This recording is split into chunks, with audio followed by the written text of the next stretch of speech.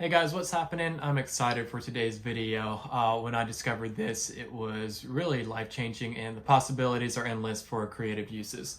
So today we're going to talk about having three hands as a keyboard player and talk about how to control CC values from Ableton into your Roland Phantom O, or this could apply to other workstation keyboards. You'll just have to do some experimenting yourself to find out what exactly works, what doesn't work. So let's dive in. My name is Michael Root and this is Ableton Keys. So let's talk about a little bit on why I needed this. So I play in a reggae band called Signal Fire, and there's a song where I have two different organ patches, right? So I split the keyboard in half. Top organ is super screamy, super loud, and kind of like some rocky sections. And then the other organs just for kind of some like simple licks in the verse. So the weird thing about the Roland Phantom O with this patch is that the top organ, the Leslie speaker works like normal. So if the mod wheel's down, the Leslie speaker is slow. If the mod wheel's up, then the Leslie speaker is fast. The other organ, which I really like the tone, right? So I didn't really want to change the sound. I could have done that. The other organ is the opposite for some weird reason. So let me show you what I'm talking about real quick. So here's the patch, and I'll press and then here's the other organ.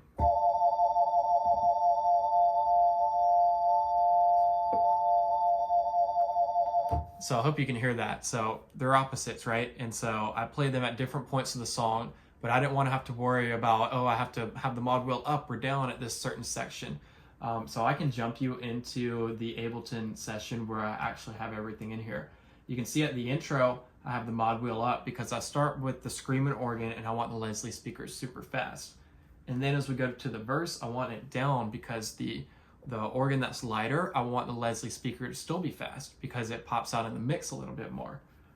And then as we go through the song, you know, you can see I have them appropriately placed in the session. And then I use this trick towards the end when we're playing an outro. It's super heavy, so I'm holding that top organ. And so I want it to be a little bit more musical. So I wanted the Leslie speaker to flow in and out, or fast and slow. So I placed these clips how I wanted them, where I wanted it to speed up, where I wanted it to slow down. So that way it would sound like somebody's actually playing organ and doing the Leslie speaker, but I'm doing that just with one hand. Ableton's taking care of that, and then I play piano in another hand. So that's how you can have three hands as a keyboard player.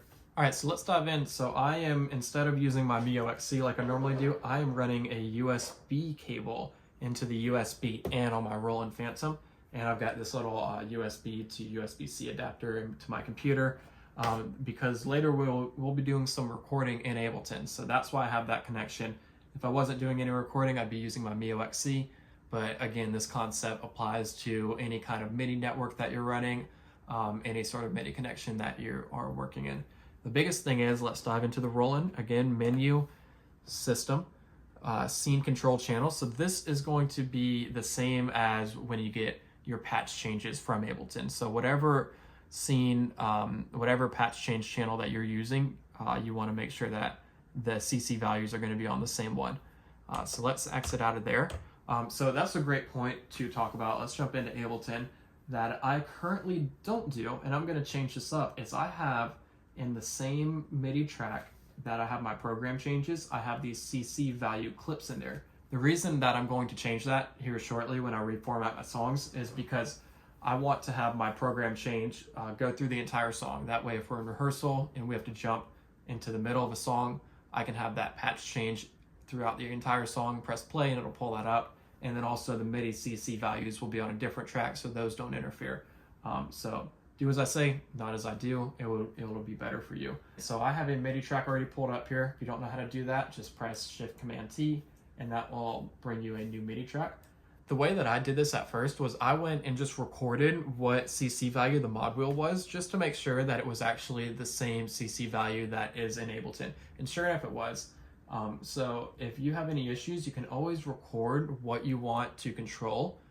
Record it in Ableton, go back and see what changed. But I'll go ahead and take you in and we'll create Shift-Command-M to create a MIDI clip into here. This is different on Ableton Live 11. They changed it. I can't remember exactly where it was, but in Ableton 12, we're going to go down into envelopes right here. And then right down here, we have the MIDI control, and these are all your CC values right here. So As you can see, mod wheel right here. We can select that, and then we can double click right here, and I'll move that to the very beginning of the measure of the clip, slash measure, whatever you want to call it. So 0 would be the mod wheel all the way down, right? So say we want throughout this measure, we want the mod wheel to fade up. Then I'll just drag, I'll go over here and double click to create another dot, and then I'll just drag that all the way up, and oops, we'll drag that right there. So looping, not looping, you can make that call yourself. We will not be looping this, so we'll do that, and there is our clip. So let's try this out. So let me mute this track because we don't need that. Let me set our output here to our phantom, and then I will jump you back. Let's set our mod wheel, just make sure it's down. I'll jump back a measure, hold the organ patch, and then let's see if we can hear the organ start to speed up over that course of that measure.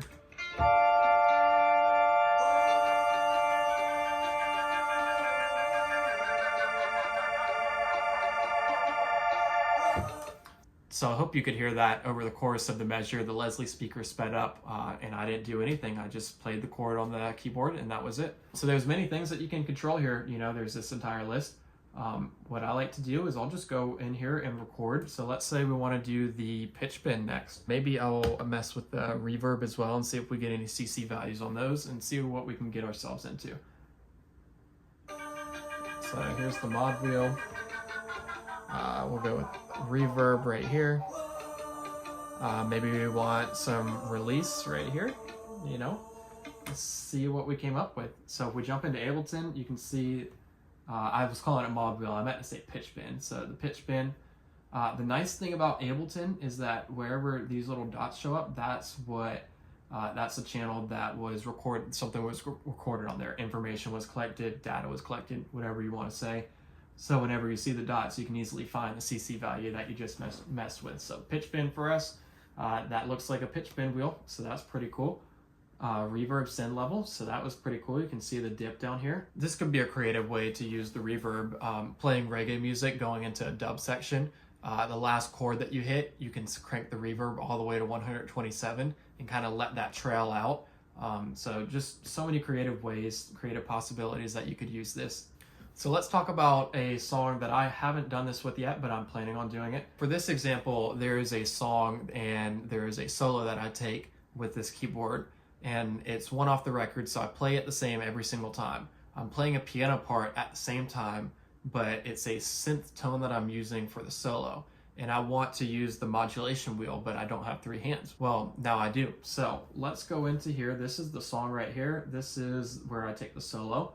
Let's jump into here, and we'll take it from right here, and I'm just gonna play the solo and use the mod wheel, and it's gonna record the CC value and the notes that I play.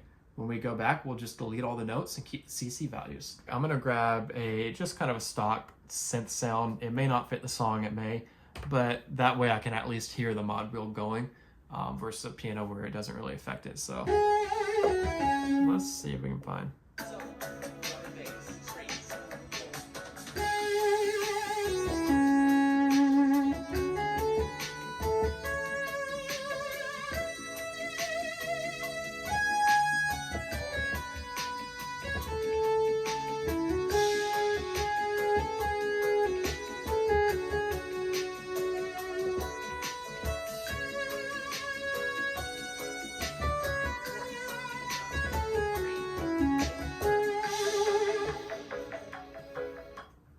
Awesome, so that was a pretty good take. Not my best, don't judge me. But let's dive into Ableton. So you can see the clip that I recorded here, and you can see the MIDI notes. So the cool thing is, let's see, I'll take you back to the patch that I actually use, and if it's in the right octave range, it'll play it back for me, which I think it is. Let's see.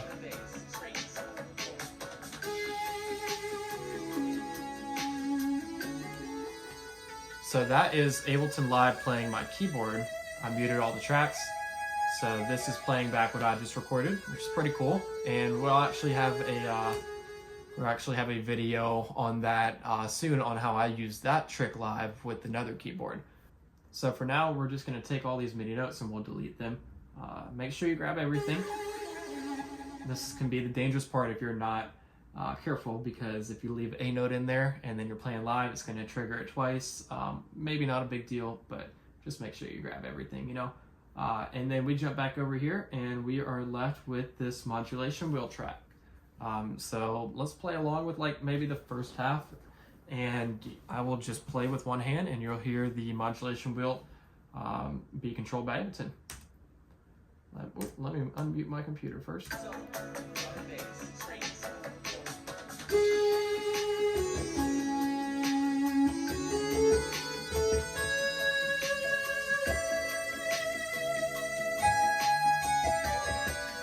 So that was the majority of it. So yeah, I hope you can hear that. I can definitely hear it being in the room, but the modulation wheel was adjusting like the tremolo effect of the sound.